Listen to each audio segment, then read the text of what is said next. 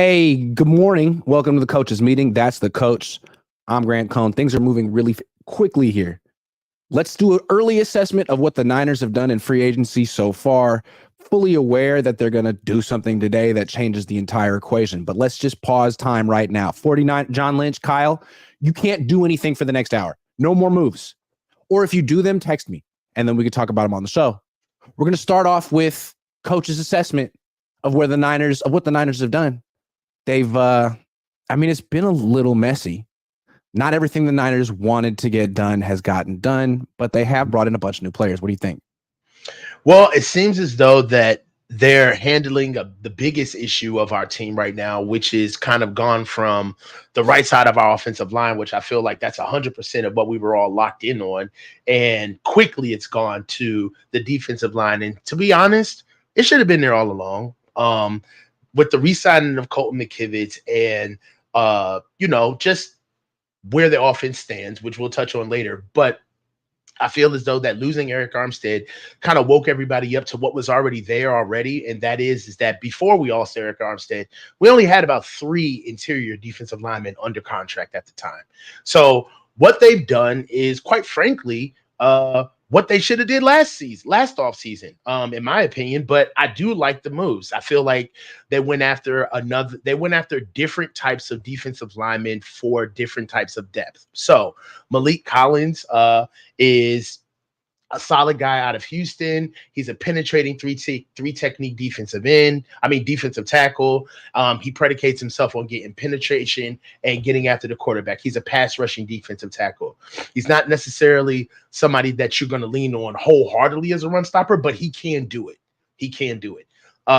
And I like that move. Somebody to spell Javon Hargraves. Also, if you look at the defensive end that they picked up, Yatura Gross-Matos, second year guy, second round pick from Carolina, looked at as one of the most improved guys on their team, but a little less to be desired as a second round pick. But however, at his size, he is a pass rusher, somebody else who we need to fill in and to be able to consistently keep pressure in ways, because the strongest part of our team is our defensive line. And then to top it off, we've also had the biggest signings, in my opinion, are Leonard Floyd and Jordan Elliott. Jordan Elliott is a real get. He's a starter for Cleveland. He is a every down player.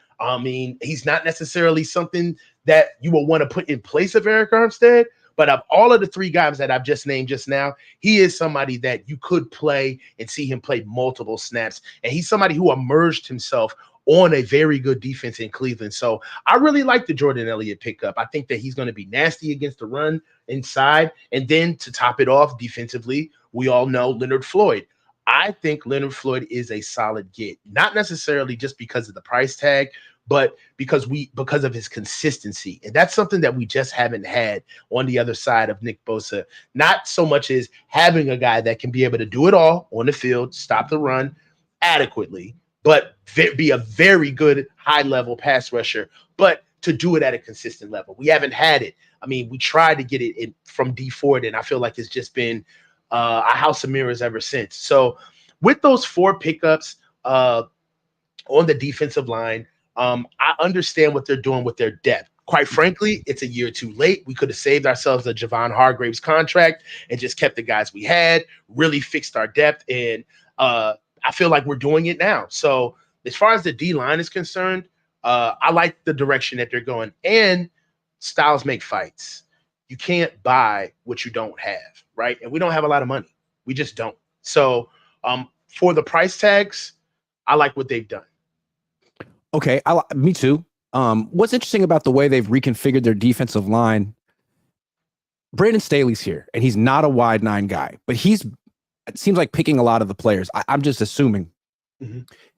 And we were talking all offseason and like during the playoffs too, like, do you have to run the wide 9 all the time? Is it really an advantage all the time? Is there like another front you could go to when you're getting gashed in the run game? And I don't know. Jordan Elliott's a starter. Malik Collins is a starter. They're both getting paid significant money.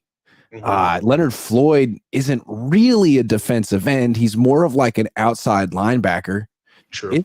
I mean, it seems like they're getting personnel that fit the wide nine, but also fit more of like a 5-man Vic Fangio type front, which I mean, I don't know, maybe I'm reading too much into this, but it seems like if they want to do that, they have the coach who can install it and some players who can fit it. Like they could have a front where you have Hargrave, Elliott in the middle, and Collins with Bosa and Floyd on the outside. A 5-man front. That's pretty good. I don't trust Nick Bosa standing up. That's something that would Why? be well, I just don't. I think that he Alden is Smith did it. Huh? Alden Smith did it. Nick Bosa ain't Alden Smith. Talk about it. I'm sorry. He ain't Alden Smith was God gifted. They are not on the same level, in my opinion. Okay. But with Nick Bosa, I feel like he's very much a curated pass rusher and player.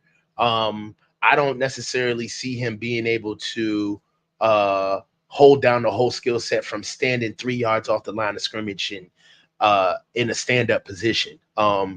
It gets funky out there when you got to stand up. And you can make him a rotational pass rusher in your nickel, and you can have someone else start in place of him. Not for $34 million a year. I'm just kidding. Yeah, I feel like putting him. Huh? Take him off the field, then. Okay. Yeah, I don't see it. All right. Well, it'll be interesting. I feel like he could do it. Does he want to learn how to do it? I mean, you don't want him dropping into coverage. That's something that those outside linebackers. Okay, let me talk about what's kind of weird about this free agency, though. We just said all the things we like about it. Mm-hmm. It seemed like a couple of things that were high up on the Niners' to-do list this offseason. 2, get Eric Armstead to take a pay cut and sign Eric Kendricks. Neither one really happened.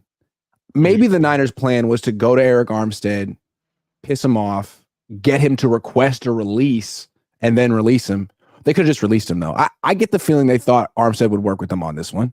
And Armstead said, screw you. I'm out. Thank you for all, the years of paychecks. And then Eric Kendricks, that came out of left field. That was their solution to replace Dre Greenlaw for however long it took. The guy's a captain. He's been around a long time, and then he's gone. And now the Niners are kind of in scramble mode. Like, why do you think the Niners are hearing no? This is the Super Bowl team. Well, I feel like the Niners have golden handcuffs, man. We have a lot of rich contracts with not just good players, but vested players in the culture and in the locker room.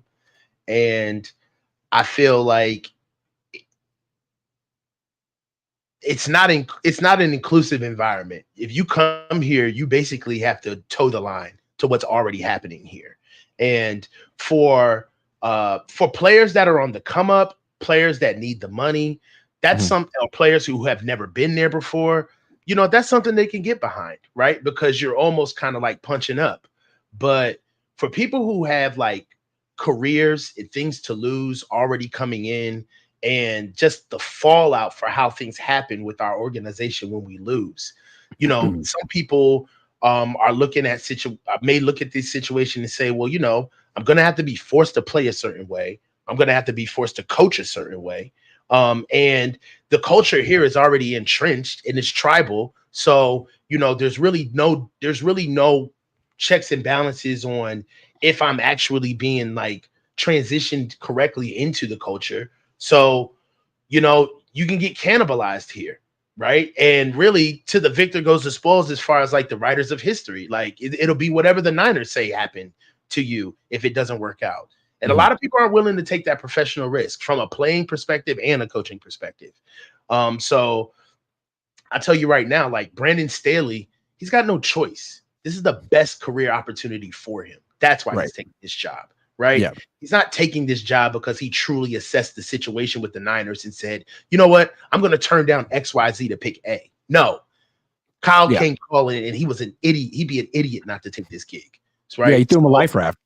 Yeah. This is definitely a life raft for him. His career was on life support. So right now you have to ask yourself, what are the Niners going to do with their own SOP? Because right now, I feel like all they have right now is their culture to push to get people in their building because they don't have the money. So you're starting to see people take a look at our organization and say, and for the money, no thanks. You know what I'm saying? For what I have to put up with. Versus when you got a bag, people will say, I'll play ball. I'll get paid. With Kendricks, I get it. I mean, I think probably the pitch is, hey, come start for us until Dre Greenlaw gets back. And we don't know when that's going to be. And it could be week 1. And maybe that's kind of scary. I mean, I think they were also trying to talk to Rayshon Jenkins, and probably the pitch is, hey, come start for us until Tano Hufanga comes back. And we don't know when that is, and it could be week 1.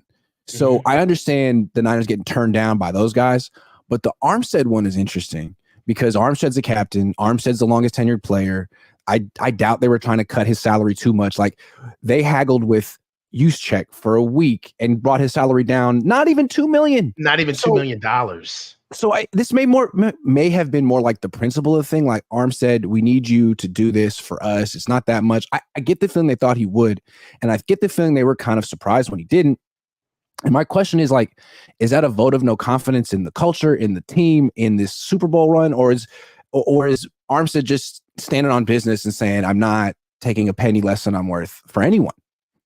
Well, you would have to ask yourself, where does Kyle stand in all of this as far as like the process to even get to the fact that your longest tenured player and one of your staunchest leaders on your team just walks out the door so quick? It seemed like really unceremonious, didn't it? It seems, yeah. I mean, like, he was in line to be a guy that would be like, in the Niners Hall of Fame, like one of their longest, a 10-year player, all this stuff. And he just like, you know what? I'm out. Yeah. It seems like it's really like anticlimactic. Like, it's like, why is this so quick and so absolute? And how quick did we get to this decision, and who was involved? If you would think that there would at least be some type of back and forth before we got here. But and to see, like you said, to see what Juice only got like 1 and change. That was a haircut. That wasn't a pay cut. Like, it wasn't a lot at all compared to what he's still the highest paid fullback in the league. You know what I mean? Like, they asked him to go from 1 to a lesser 1. Right. So I don't know. Eric, his comments after the game didn't seem to be like congratulatory of the coaching staff. He seemed very frustrated. And you got to look at it from his perspective. There had to be some snag or some fly in the ointment, to be honest with you, because to be real with you, he deserved a pay cut. You don't play all season. Okay. You have degenerative injuries, not like injuries that you can fix and you'll be better. True. Plantar fasciitis is a degenerative injury. Right. So, and the Niners must have thought they had a good enough relationship with Armstead to approach him and be like, look, man, you know what it is. Like, let's be honest. You're not the player you used to be. We can't count on you to play these entire seasons. Like, work with us a little bit. Juszczyk's going to. And he was just flatly said no. Or maybe they negotiate for a little bit and he eventually said, I don't want to do this. I'd rather leave. I mean, I think the Niners, why did they think they could get it done with him? They have a relationship, but also they have this Super Bowl window. And the idea that Armstead would leave to go play somewhere else and maybe not win a Super Bowl, that's what's interesting to me. Is like, maybe from Armstead's perspective, you know what? That was the window. We had the team. We lost because of you, Kyle. And I might have a better chance somewhere else making more money. I could go to Detroit and make more money and have a better chance because that guy goes for it on 4th down and doesn't ask the defense to win the game all the time. I don't know. I'm speaking for Armstead here, but it seems like the Niners always have this, think they have this ace up their sleeve. Like, well, you want to win a Super Bowl. You want to win a Super Bowl. I mean, it might be worth sacrificing a couple $1 million. Maybe not anymore. No. And for Eric, I'd be in a position where if he knew, all right, so he's going to be a free agent next year anyway, right? And they're trying to bulk on his value. So let's look at it from his perspective. All right, I'm coming up on my last big bag, right? This is pretty much my last big contract in my career. And you guys are trying to lower my value across the league. So if I take this pay cut, then this is what's going to shoot across the marketplace for my value. Right. And I'm going to be coming up into my last year. So it's like, no, I'm not going to do this. This is a critical year for me. And the last thing I want to do is come off my market value in my contract year, the last phase of my career. So, I mean, I could see Eric probably pretty much going to the Niners and saying like, hey, and then on top of it, they extended him in the beginning of the year. Restructured. So it's like, yeah, they restructured me. So it's like, that's dirty pool. You restructure me just to tell me I need to take a pay cut? Yeah, like you knew what you were doing. You knew what you were getting yourself into when you restructured. Yes, you restructured me at the beginning of the year. 2023, and you did so by creating less cap space in 2024. It's easy.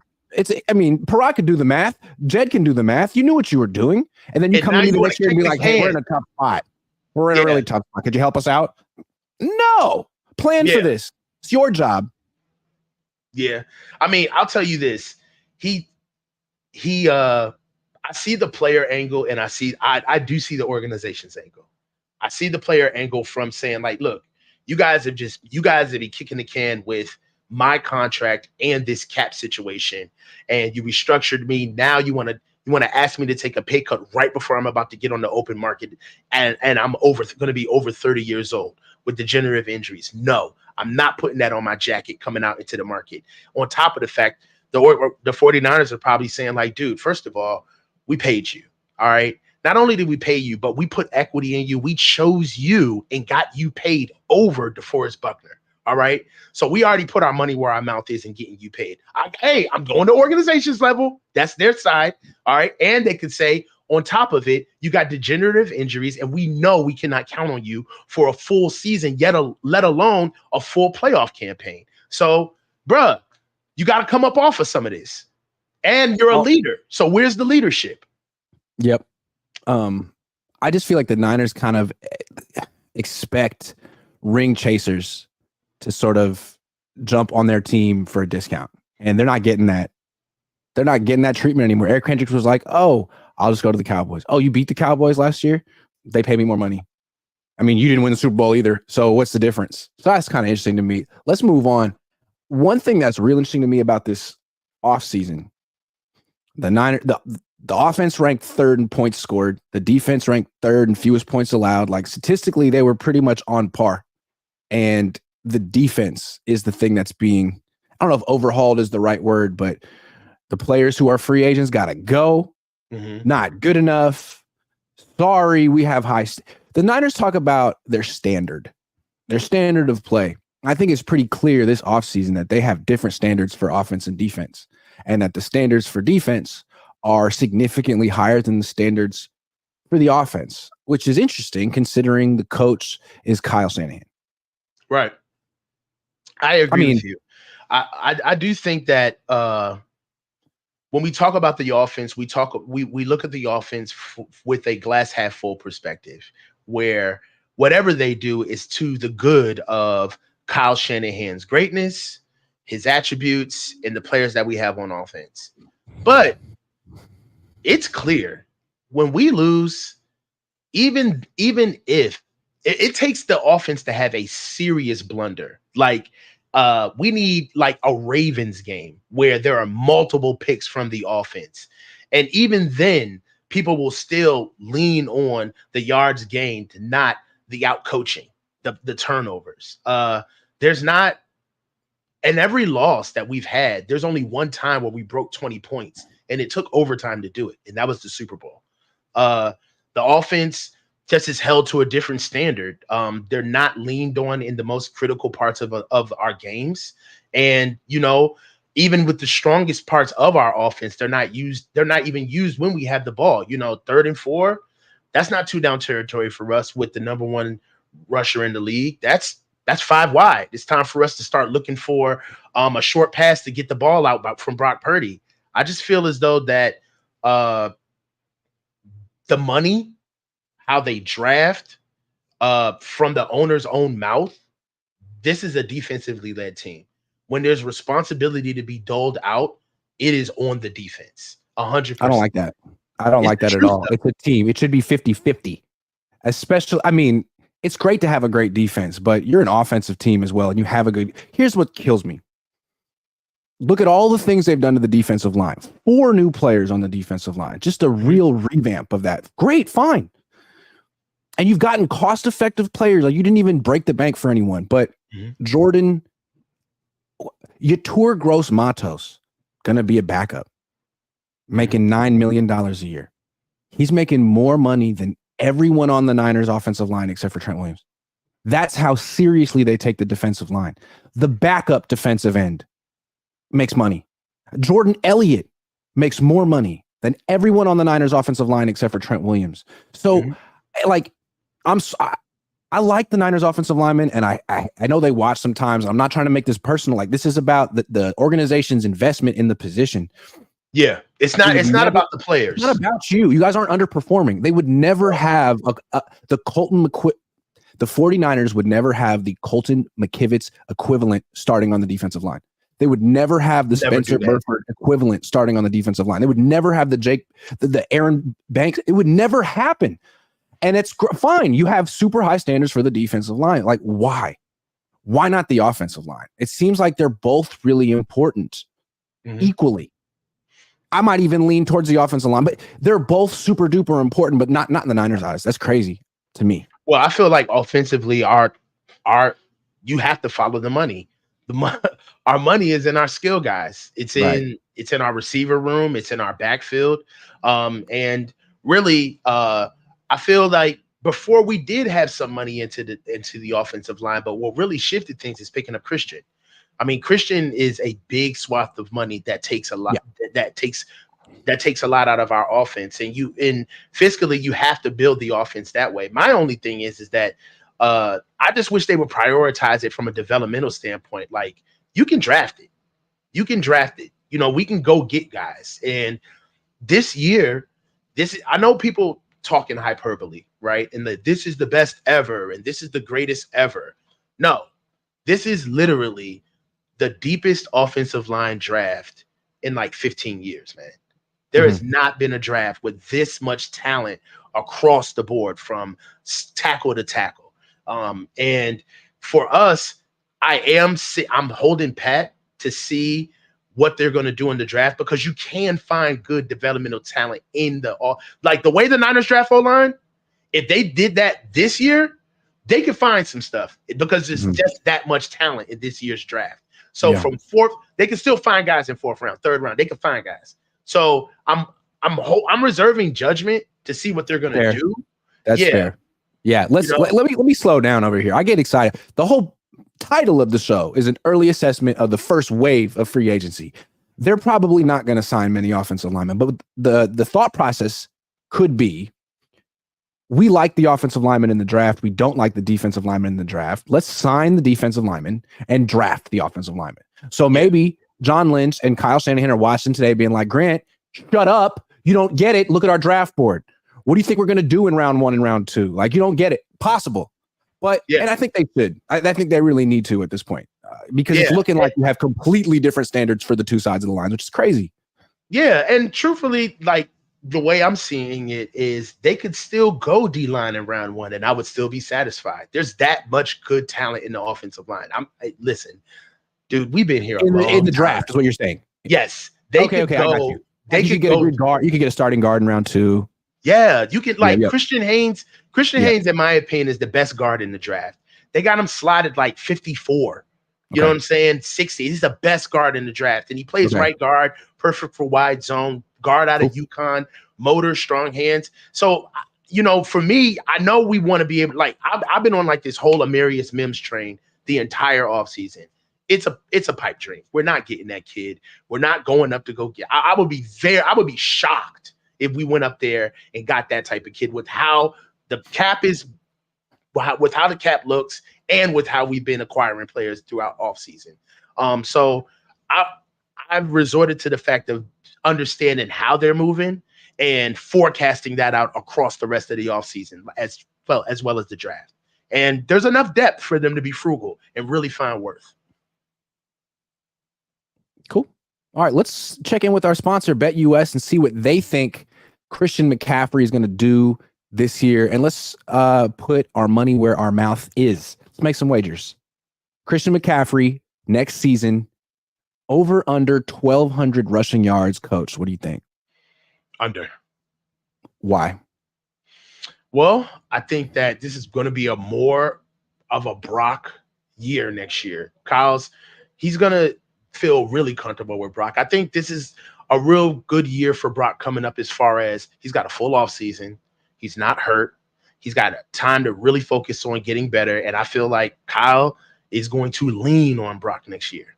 I don't see it. And then with Christian getting a little older, I think that he's going to have a lot more all-purpose yards outside of 1,200 rushing yards.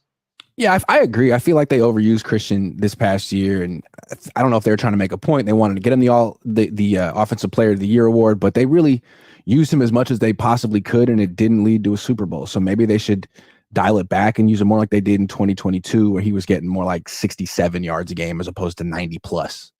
So let's lock that in. How about rushing TDs, 11.5. Last year he had 14. Year before he had 8. Yeah, I'll say under. Under. Mm-hmm. Yeah. Receiving yards, 500.5. Last year he had 564. Over. Year before that he had 741. Over. They might want to transition to throwing him a little bit more. And receiving touchdowns, over 5.5, under 5.5. Over. Last year he had 7. Over. So you're anticipating even money on the over. How about that? That's pretty cool. Mm-hmm. So you're anticipating fewer rushes, more catches for McCaffrey this year? Yep. Yeah.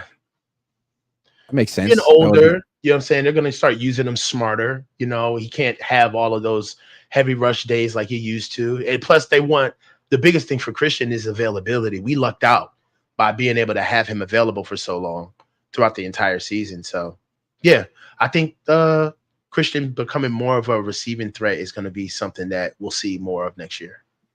All right, I'm putting down 40. Hopefully, 35. see other runners get the ball.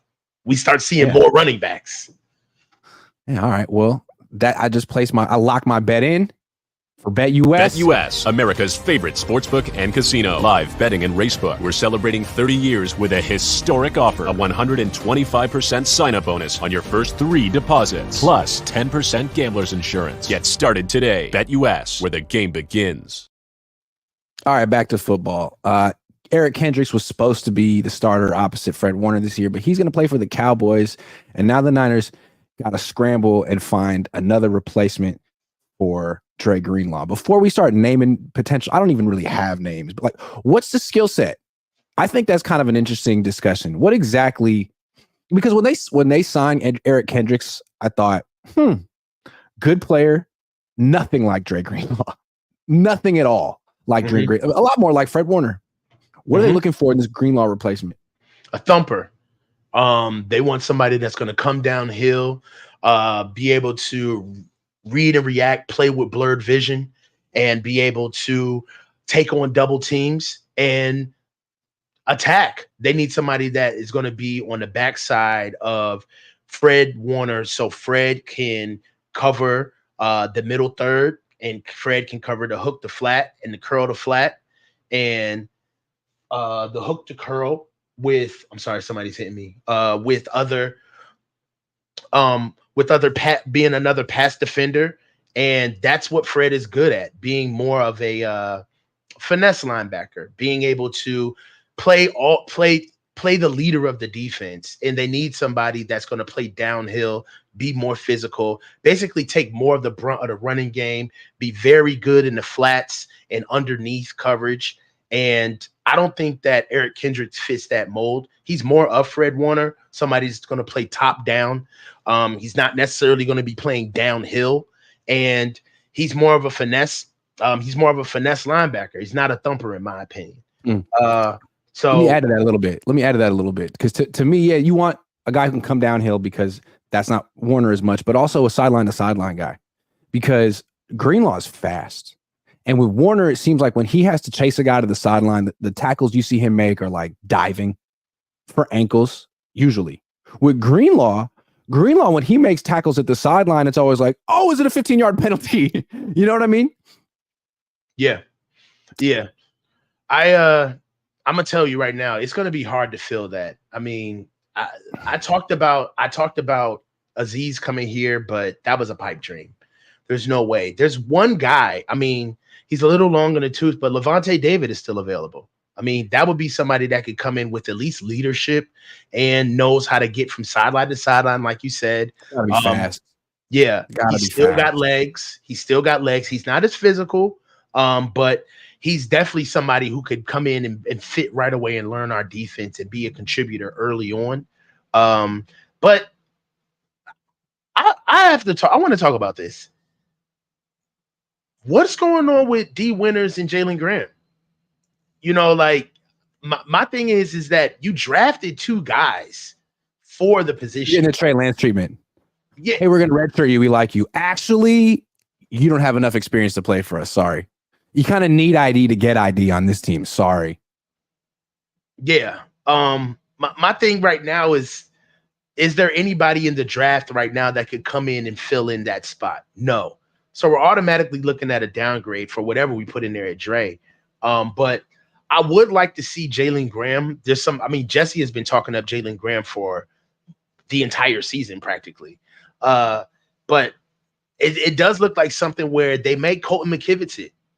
They may do it. They may look us square in the face and say, Jalen Graham is going to be our starter at the linebacker position. And we're all going to sit there and say, what? And they're really going to do it. I don't think they will. What they're more likely to do is just re-sign Oren Burks and Demetrius Flanagan-Fowles. Be honest. You know it. That's what's going to happen here. And I think that's a problem. You think so? Yep. Why? Because they'll be cheap and no one else is going to want them. Yeah. Yeah. And they were playing ahead of those guys last year. All of a sudden, the Niners magically think D Winters is better than Oren Burks. Then why wasn't he on the field? They don't. Oren Burks, hey, listen, man, I'm going to be nice, man. That's all I'm going to say. Come on, man. That's not the extent to which he got exposed in the Super Bowl makes it like impossible for the Niners to bring him back. Like, how could you? Look, man, Oren Burks was suboptimal. Suboptimal. That was the nicest thing you could say. This is the best. It's a work day, guys. You got corporate coach today. He was suboptimal. All right, let's get into the super chats and get rid of corporate coach. Kenyon Gim says, with all of the moves made so far, who do you think the Niners drafted 31? I wouldn't be surprised if they take a linebacker, honestly. I wouldn't be surprised if they take Rukarororo if he's available. They still this is what I will say. For all of the depth that they got on the defensive line, they still don't have top end talent. They still need to fill that one position. Like, you're not going to war with Jordan Elliott in that spot for Eric Armstead. You still need to get a guy, right? And really, Collins. Yeah, I mean, they could have sold it with keeping Javon, but with Javon gone, they really need somebody to be on the opposite side of Javon Hargraves. So I wouldn't be surprised if they draft a 3-tech in the first round. Sure. They could also take a DB. What if they trade out? They could definitely trade out. Jesus. I don't know. I'm not going to say that. It says, finally over Super Bowl loss, can we get a Fernando? No, because you tried to trip me up, and I know what you wanted me to say. Matt McEwen says, most important players on the team, quarterback, blindside tackle, center, right tackle, guards. I mean, yeah. You could argue. Matt McEwen, cost-effective free agent D-line, cheaper O-line and draft. Yeah. Yeah. Yeah. Shouldn't we draft a really good right tackle that can slide to left tackle when Trent retires or if he gets injured? Why do we need so many picks? Hold on. I mean, shouldn't we draft a really good right tackle that can slide to LT, then Trent retires, gets injured? Okay, so that's true. But we need a lot of picks because of the Trey Lance draft. The Trey Lance pick really basically took 3 years of first round picks away from us and draft capital. Like, we're older.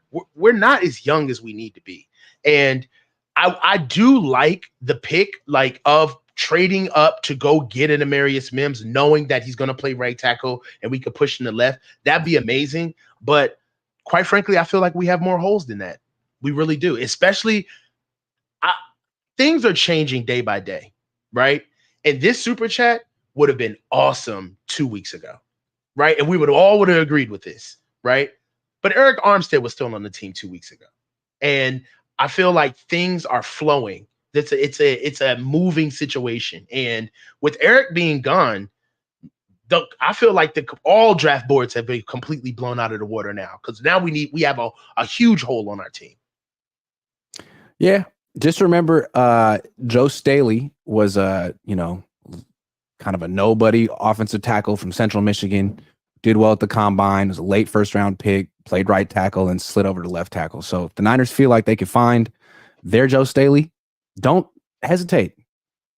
Mm-hmm. Don't hesitate.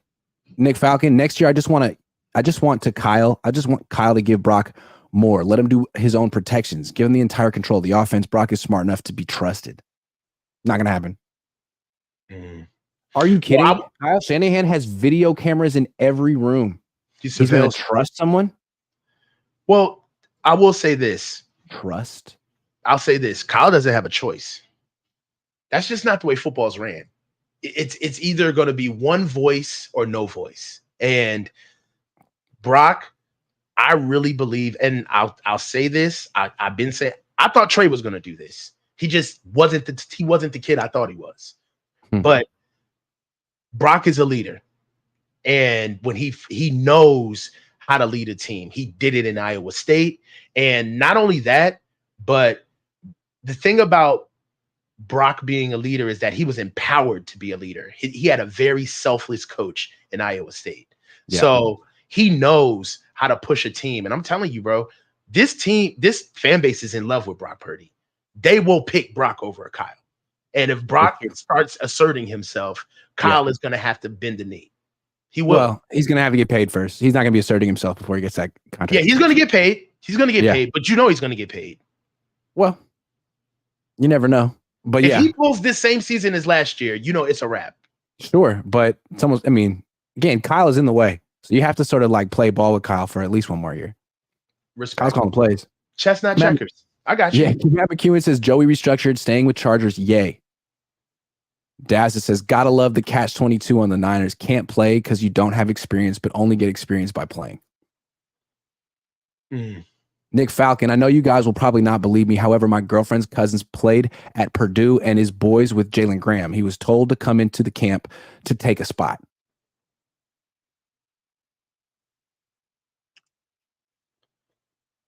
Okay. Well, he needs to take the spot. Because right now, there's nobody. We don't have any confidence that he's taking anything.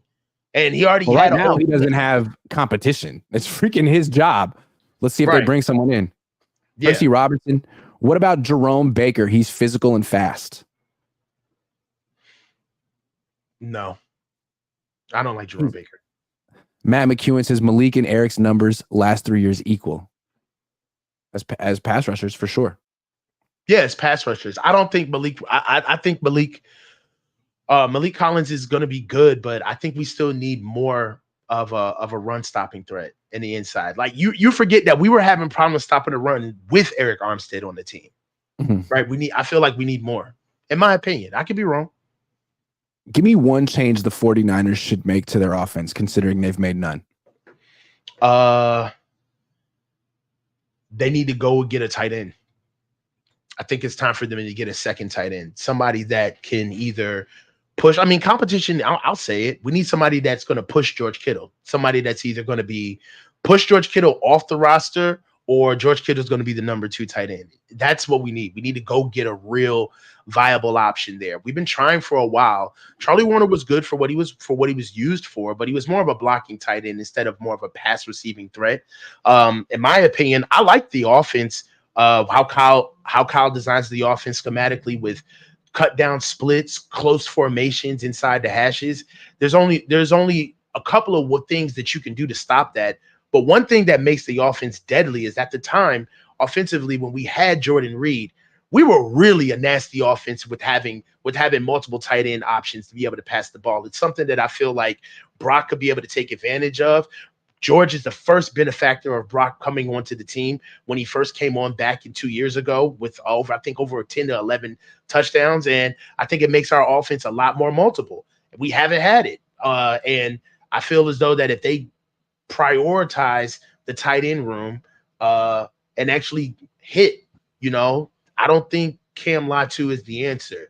In my opinion, Just being nice. And I'm a Bama guy, just to be real. So I had no dog in this fight. But if it wasn't for the pick of where Cam Latu got drafted, he wouldn't have made this team last year.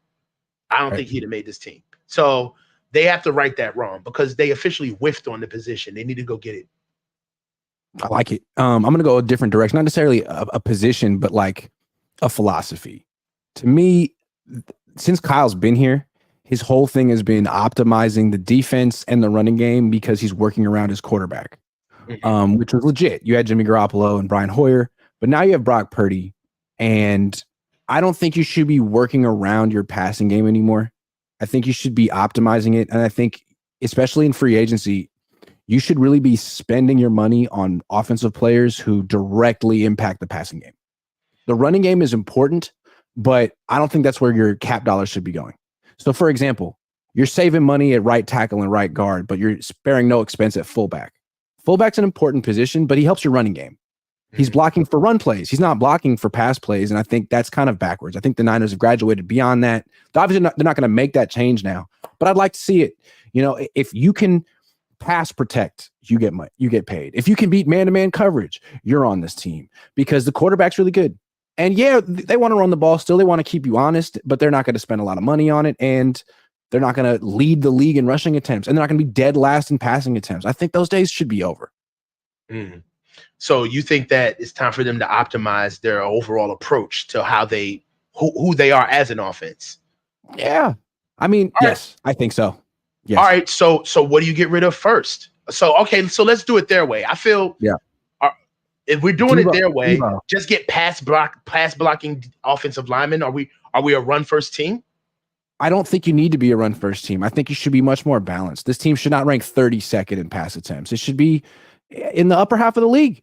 You have a really good quarterback, and if you gave him time to throw and a couple more receivers who can beat man-to-man coverage, you could put up a lot of points every week. That's what I think. I mean, why not? All right. So I have a question. Like Debo, for example, he was great for Jimmy. He was great. Go ahead. All right. You know, so I have a question. Yeah. I have a question for you. Who represents on this offense? Who would represent the old way? Who most represents the old way our offenses ran versus where do you see the future in our offense right now? So who represents the future of where you want to see this offense going? Well, the old way is under center, a bunch of motion. That's you checking Debo. Okay. And a run play or a play action. But in the Super Bowl, it was empty backfield. We're passing. Okay. Hey, great. That's what you trust Brock that much and you like all your weapons that much. Great, man. We'll just get him more guys who can beat man-to-man coverage and get him more guys who can block. That's all you need. Okay. So, so who would you say most represents the future of where you want to see this offense go? That's on this team currently. Brandon Aiyuk. Okay. Brandon Aiyuk. So, and I guess, there we go. I guess McCaffrey, because in the sense of what he can do as a receiver. But really, you need more guys like, and Juwan Jennings. I think it's no surprise. It's no surprise that he stepped up in the Super Bowl, and I think you could argue that he was way underused last year. 19 catches for Juwan Jennings. He should be getting a few a game, not one. So really, I feel like the crossroads of your premise is we'll know the Niners are ready to move forward with the future of their offense when they elevate Brandon Aiyuk and Juwan Jennings, and they start maybe moving on from Deebo Samuel and Kyle Juszczyk. I feel like those maybe even McCaffrey too. Nothing against McCaffrey, he's really good, but if you have this quarterback and you're going to be paying him money, you don't need to spend. You don't need to have the highest paid running back or the second highest paid running back. It's a luxury, and he's great, but you can also get production out of your running game for very cheap. It's been proven for decades. You know. Yeah. So, I mean, we'll see, because this team we're going in year 8 and nothing stays the same. So there's always going to be a transition period of how are we going to stay relevant, stay viable as a winning franchise, but also usher these guys out and quite frankly, change. I mean, and if you don't think that we have to change in order to stay successful, then look at the Chiefs.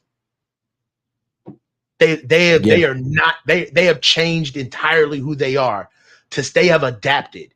That's why they're good. It's not the fact that they have the best players, is that they are the best at adapting. So to me, like, would you rather have the best running back, the best fullback, and the best wide back, or a dominant right side of the offensive line?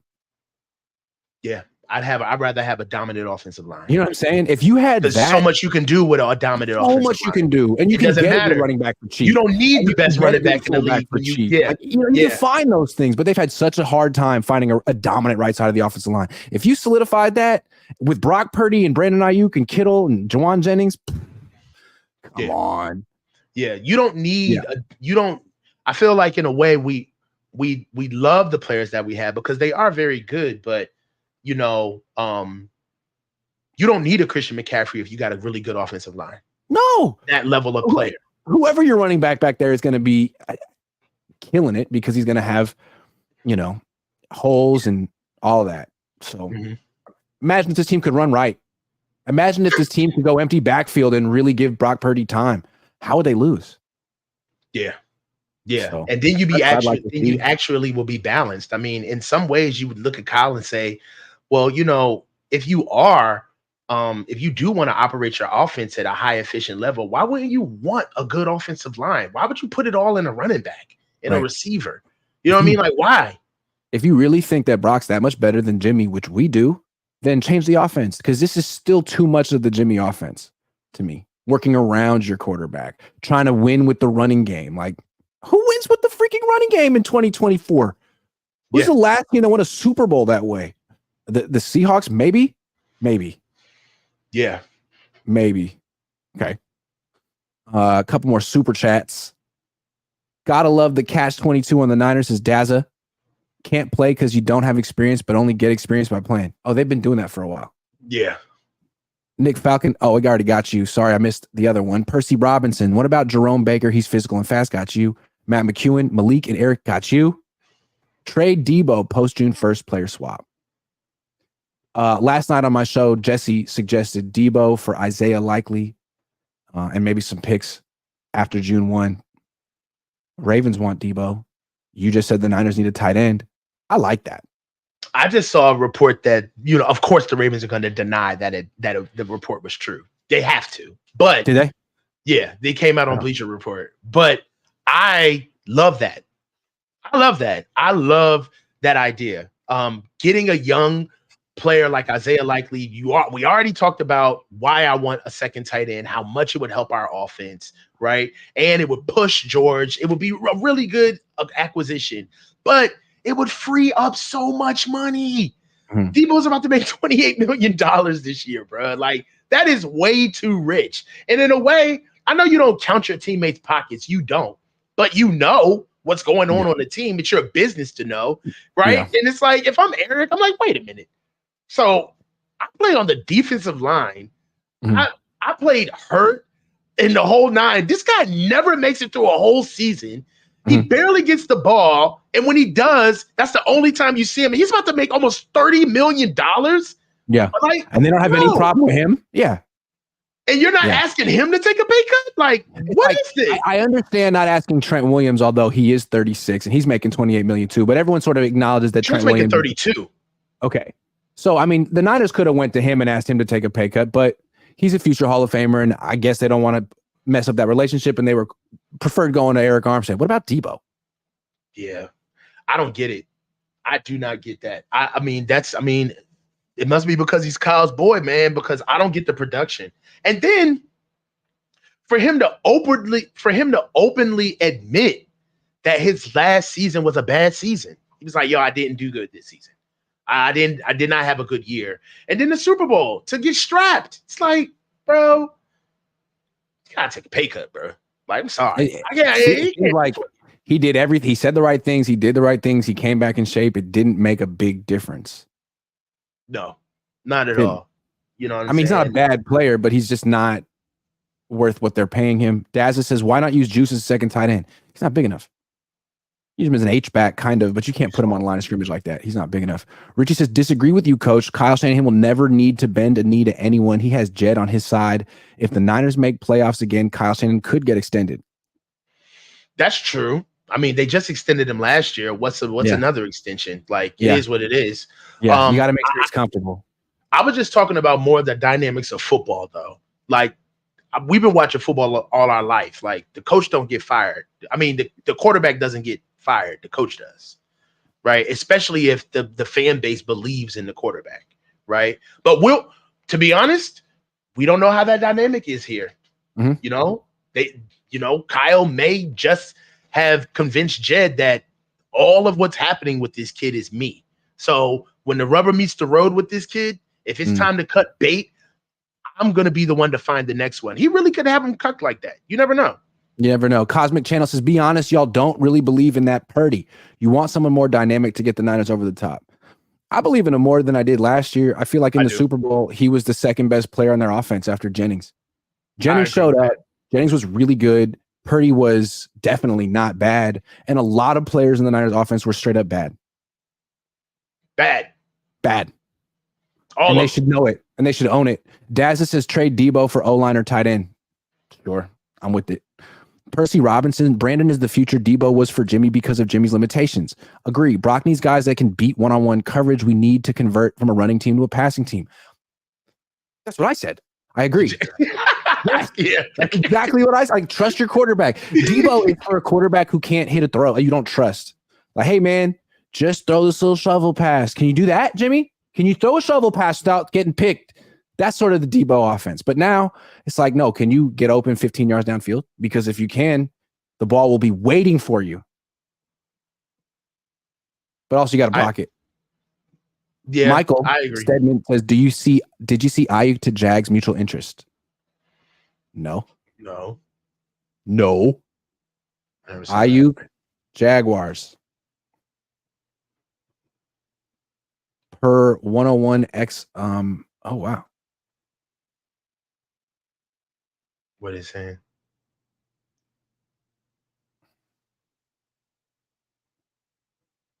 I don't know. Niners Nation wrote about it. Let's read it. Let's see.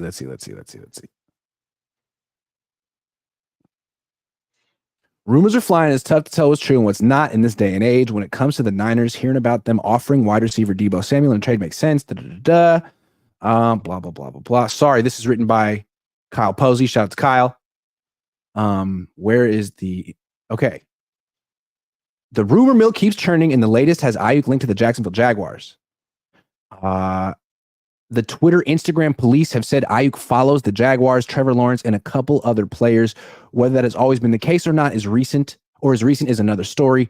But according to Jaguars reporter Mia O'Brien, Aiyuk's interest is mutual between Jaguars and his team. O'Brien acknowledged that the situation was early, but when a credible team reporter said it, there had to be some legs to the story. Jacksonville owns the 17th pick in the draft. Okay, thank you very much, Mia O'Brien and Kyle Posey of Niners Nation. Mia O'Brien is Jacksonville Jaguars reporter. What do you think of this? I do believe that Brandon Aiyuk wants to be a featured member of an offense. I think that he sees his individual skill set as one. I think he sees himself as the number one receiver. And he knows that it's hard to be a number one receiver when there's already a receiver here making damn near $30 million a year. But on the field, we all know that Brandon Aiyuk is the purest receiver that we have on our offense. And he truly is the best receiver we have on our offense. As far as nobody on this team can run his route tree, hands down. All right. But money dictates what's happening right now. He's never going to be paid like a number one. And we've seen what they just did to keep Jawan. Debo's presumably not taking a pay cut or a restructuring. And right now, that's going to be a lot of money in our receiving room, right? And it just doesn't make sense to get that money to dole that money out to him, especially when his floor would be $25 million a year, in my opinion. So right now, it just doesn't look like Brandon Aiyuk is really faithful in the process. And he's starting to kind of stretch his legs a little bit. But this isn't new. right? There were talks of Brandon Aiyuk being real cozy with the Las Vegas Raiders, being in the locker room with Jaden Daniels and the whole nine. So, I mean, this is all just like fodder. Like it's really nothing. But as far as, do I think BA is standing on business? Yes. Do I think that BA is going to take a pay cut? No. And the Niners, this could have a potential where they do come at an impasse where they decide to part ways. And, it'll be Well, I mean, unfortunate. if you look at the Jaguars, I mean, they're not trying to lead the league in rushing. They have a quarterback who can make every throw, especially down the field. They don't have a number one receiver. They got Christian Kirk, Zay Jones, and Gabe Davis. They just lost Calvin Ridley. I mean, they could absolutely. I mean, it's a great spot for Brandon Aiyuk, actually, and it's cool because it's Trent Baalke sticking it to his former team. I could absolutely see the Jaguars saying, "Let's offer Brandon Aiyuk $27 million a year, and it's worth it for us because we'll give him 10 targets a game, 11 targets a game." The guy. And if that's what the Jaguars, if they'll trade their first round pick and pay him all that money in a tax-free state, the Niners aren't going to get anywhere with Brandon Aiyuk. And then they'd have to figure out, like, do you want to just keep him here, have him play on the 5th-year option, and then watch him walk next year and get a third-round comp pick for him, or trade him now and get that 17th pick? It's interesting, too, that there's mutual interest. Does that imply that Aiyuk and his camp are actively looking for places to go other than the Niners? Yeah, that mean? Yeah, does, right? I would assume that to be true. I mean, when right after the game, his family all but said so. His girlfriend, his sister came out. His brother was like, "Yo, we done. Like, it's been real." Yeah, the way they're framing it is kind of like, we don't want to be here. Kind of like Eric Armstead. Like, it's not me, it's you. It's you. It's you. I don't want to be on this. I don't want to be here. Yeah, I'm not asking to stay. I wanted to go to Cabo. I like tacos. Cabo? You didn't invite me. Cabo's nice. I heard it's nice this time of year. Yeah, I mean, you never asked me if I wanted to come. You never gave me the opportunity, so I'm out. Yeah. They've done a really good job at pushing the frat boy narrative, like at this being like a really big fraternity of a team. But when the rubber meets the road, when it's time to get paid, and especially for how this team is rolled out, like, you can't keep losing these tough losses before somebody starts chirping. Like, all right, man, I've been doing this for 2-3 years. I've held my tongue. Like, I'm not about to be the odd man out when it's time for people to get paid. Like, I did my part. Now pay me, right? So it's going to be interesting. Really know Brandon Aiyuk that well. He's kind of quiet. And we don't really know what his motivations are. We don't know what his ego is, and not in a negative way. This is a first-round pick who feels clearly that he's been underused, marginalized, all of it. So maybe, I mean, he's about to get paid a lot of money. Maybe this is his moment to say, you know what, Kyle, you never were that nice to me, man. You put me in the doghouse for no reason. You made me seem unprofessional. You never explained it. You sort of implied that I wasn't practicing hard when I've seen him practice. He practices really hard, coach. I could see Brandon being like, you know what? I was really quiet and deferential for years. Not anymore. I want to go to the highest bidder. And there's nothing wrong with that. And that could be Jacksonville. Yeah. And then, what just sucks is like, it's like the equity, man. Like, that kid knows how to block. He plays to the echo of the whistle. He's tough. He runs every route. Like, pay him, man. Like, it'd be a shame to lose a guy that we built from the ground up. It'd be a shame. Well, my question after they lost that game, the Super Bowl, was, has Kyle Shanahan lost this locker room? And there's no way to know. And it's not like he's going to lose the whole thing at once, but it's possible that he lost the trust or the confidence, that's the word, of certain players. And I wonder if Armstead's one of them. I wonder if Aiyuk is one of them. I mean, Aiyuk probably feels that he could have taken over that game if he had the opportunity and that Kyle chose to go to Debo instead. Don't know. But these could all be certain. I mean, if you look at receivers One are more like thing, real quick. When I was at the Super Bowl and I asked Debo, Trent Williams, Nick Bosa, and Brandon Aiyuk what was unique about their relationship with Kyle. everyone but Aiyuk said, "Oh, that's my friend. We have this really like friendship, and it'll carry on beyond the team." Aiyuk all he said was, "It's different. It's different." He said, "That's my dog, though, but it's different." But it's different. Yeah. Like I see you. Means. I see you. I know, man. That's exactly what it is. It's like we got our issues. Yep. I've seen the ugly side of him. He's seen the ugly side of me. I still choose to rock with you though. Yeah. But like I'm not disillusioned on what this is. Right. Yeah. Like I get this relationship. I know what this is. So like Debo literally said, like, I'll be able to call him the rest of my life and we'll be able to talk about anything. He said that. Yeah. I said it's different. He changed my life. Just think about it that way. Like from Debo's perspective, it's like, dude, you changed my life. Yeah. You changed. You had a vision for me and you turned me into this unique, special all-pro player. From Aiyuk's perspective, man, you've only held me back. I've done everything that you wanted. Back. Watch the tape. I'm always open. The ball doesn't go to me. You don't call plays for me. And then I think really, it's kind of like it can really annoy you when you feel like you're about to get gaslit, where it's like, here I am about to go into my contract year. We get to the Super Bowl and you give the dude that's due to make $30 million 11 targets. You're forcing it, bro. Yeah, you're justifying that price tag. Yeah, you're forcing to reduce mine. Yeah. You know that I'm coming to the table in less than 6 months. I'm coming to your ass in 3 months. All right. Yeah. And we get to the biggest game of the season, and you already got him under contract for 30. Yeah.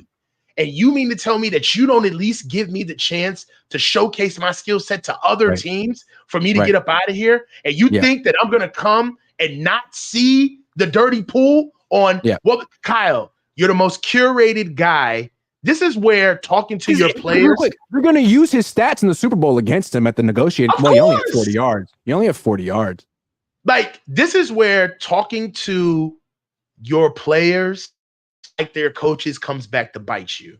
Yeah. Because when you go and you start talking about the game plan on who gets what is done, that's not for the players to know.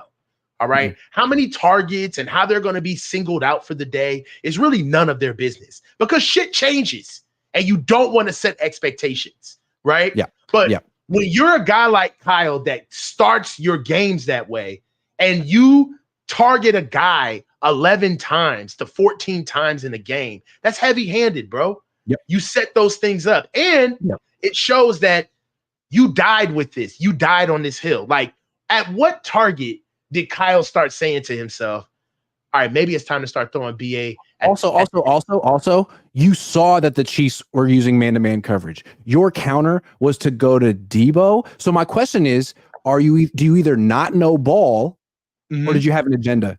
You know ball. You know that your man coverage guy is Aiyuk. He gets open against tight man coverage. Debo doesn't. You scheme him open. So why'd you go to Debo? You're not stupid. You know ball. So what was the agenda?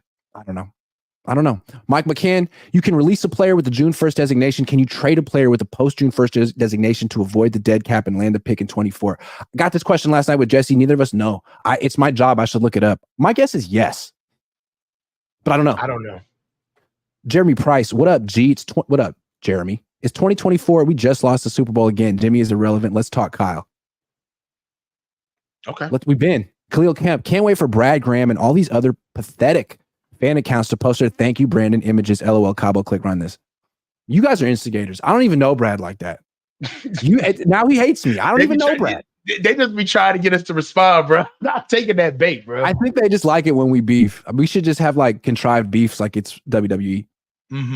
Just I have like all of a sudden I'm streaming one day and you just have like Jesse run in, hit me with a folding chair. Like, oh my God, out of nowhere. Oh, it's vicious. That's against the rules. No, we need to set up like one day. I just need to get up out of the camera frame and come into your camera frame and just hit you with a chair. Yo, that would freak people out. Like, wait a minute, they're in the same room. I'm not getting right, Grant Cohn. I'll see you tonight at King of the Ring. It's the next generation. Charlie Sinclair says Bosa stays in LA. Cool. Good. Katrina Allen says Kyle has lost the locker room. I will be surprised if we make the playoffs. The window is closed. Sick of Kyle. Egomaniac. Ooh. Ooh. Well, I'm a journalist. I can't assert that without evidence, but I'll be on the lookout. I can see why you would think that, Katrina. I could see why you would think that, Katrina. Guys, I got to go write an article about the Jaguars and Brandon Aiyuk. This is wild. Wild stuff. Trent Baalke, just when you thought he was gone, coming back to bite the Niners. Coach, great stuff today as always. Thank you, brother. For the people in the chat, we've got 1,800 people watching. If you haven't subscribed to the Coach's channel, the link is in the description. Also, sign up for the Sleeper app. Use the promo code Cohn, COHN. Get entered to win a signed Brandon Aiyuk jersey. He could get traded tomorrow. You might want this. It's going to be a collector's item, potentially. Wait, hold on at the buzzer. Jeff, can one of you pretend to be Kyle for a minute, look me dead in the eye, and explain why there is no focus on offense or the O-line this offseason? You know, they're trying to go ahead. You do it, Grant. Go. No, you do it. No, because I did it. I already did a Kyle impression on Jesse's show, bro. You go.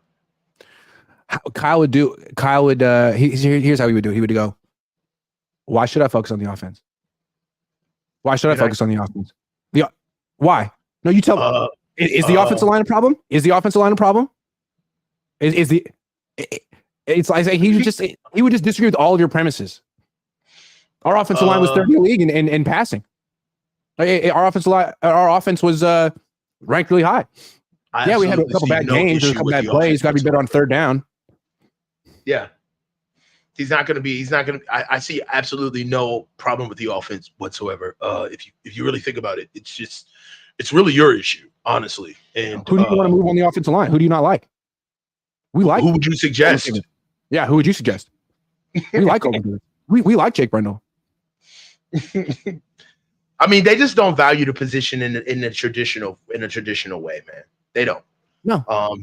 So it's okay, But what I would be very surprised if they prioritize it in this year's draft. But by hook or crook, I think that it may actually kind of fall in their favor because of the depth. I really do. Yeah. I believe that there's a lot of good depth in the offensive line this year. Well, look, I mean, considering they went just defense in the draft, seems like they're setting themselves up to go offense heavy. I mean, they went just defense in free agency. They're setting themselves up to go offense heavy in the draft. That would balance things out at least. Here's to that. Coach, good stuff. See you guys when you least expect it. Things keep happening and I keep streaming. So